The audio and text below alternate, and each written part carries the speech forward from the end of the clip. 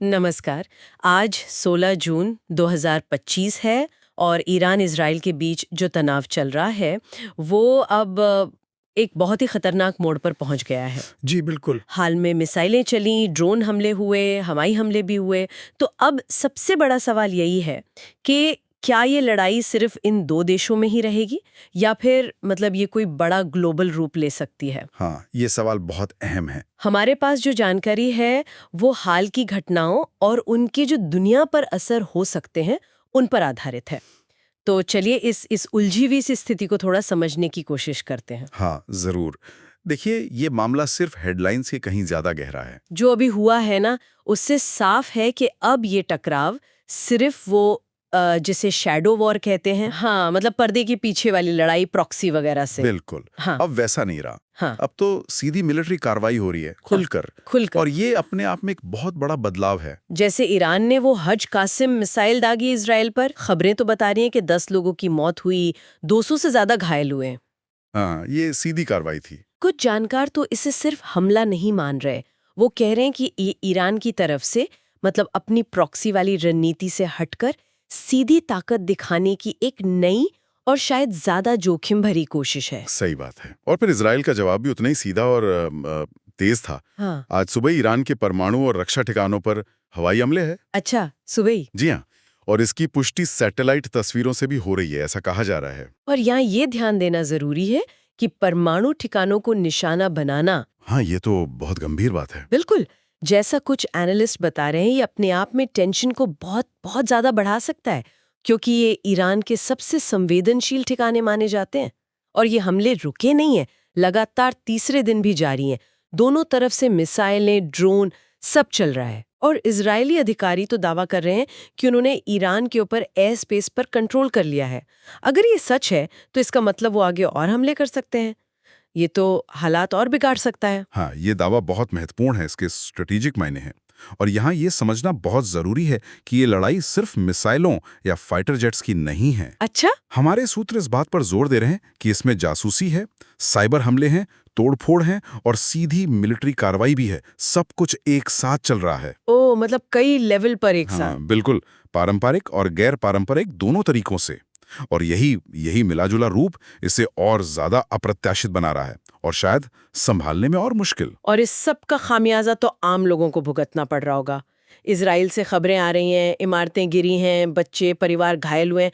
बहुत परेशान करने वाली तस्वीरें हैं। हाँ, मानवीय स्थिति वाकई चिंताजनक है। और ईरान में वहां 1 लाख से ज्यादा लोग विस्थापित हुए हैं, ऐसी खबर है। जी, इंटरनेट धीमा है, लोगों में डर है, अस्पताल भरे हुए हैं। ये सिर्फ आंकड़े नहीं है, ये लाखों लोगों की जिंदगी पर सीधा असर है।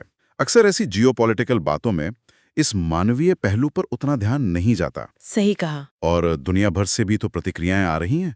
यूके ने अपने फाइटर जेट्स भेज दिए हैं मिडिल ईस्ट में। हाँ, भेजा है। अमेरिका भी चेतावनी दे रहा है कि अगर उसकी संपत्ति को निशाना बनाया तो वो जवाब देगा।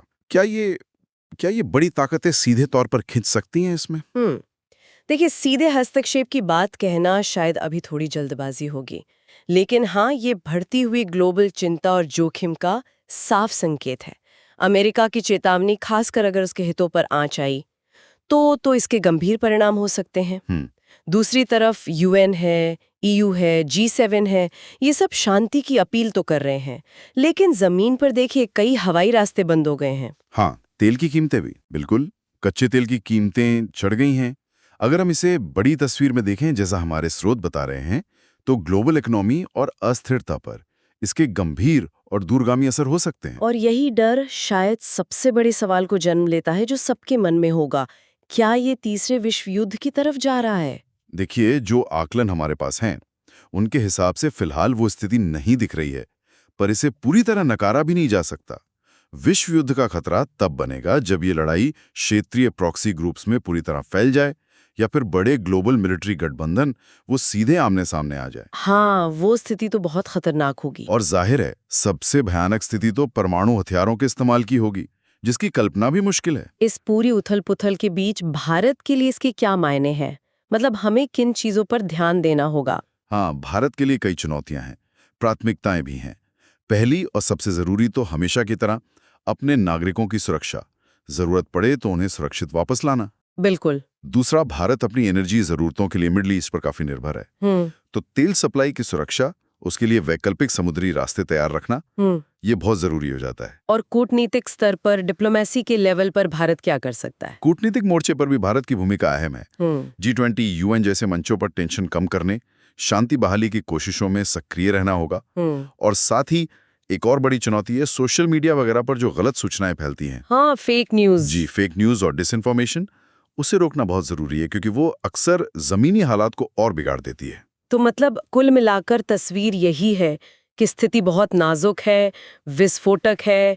ये जो हमले हुए उनका आम लोगों पर असर, दुनिया भर की चिंताएं और ये जो कॉम्प्लेक्स लड़ाई है पारंपरिक और गैर पारंपरिक तरीकों की, सब यही इशारा कर रहे हैं कि हालात आसानी से हाथ से निकल सकते हैं। बिल्कुल। और ये सब हमें एक अहम सवाल पर लाकर खड़ा करता है। क्या?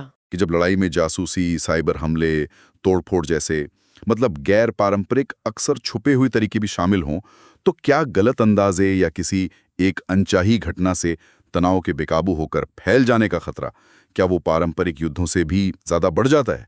या फिर जब ये टकराव थमेगा तो मिडल ईस्ट में पावर बैलेंस पर इसके क्या स्थायी असर होंगे? ये कुछ सवाल हैं जिन पर आगे हमें नजर रखनी होगी।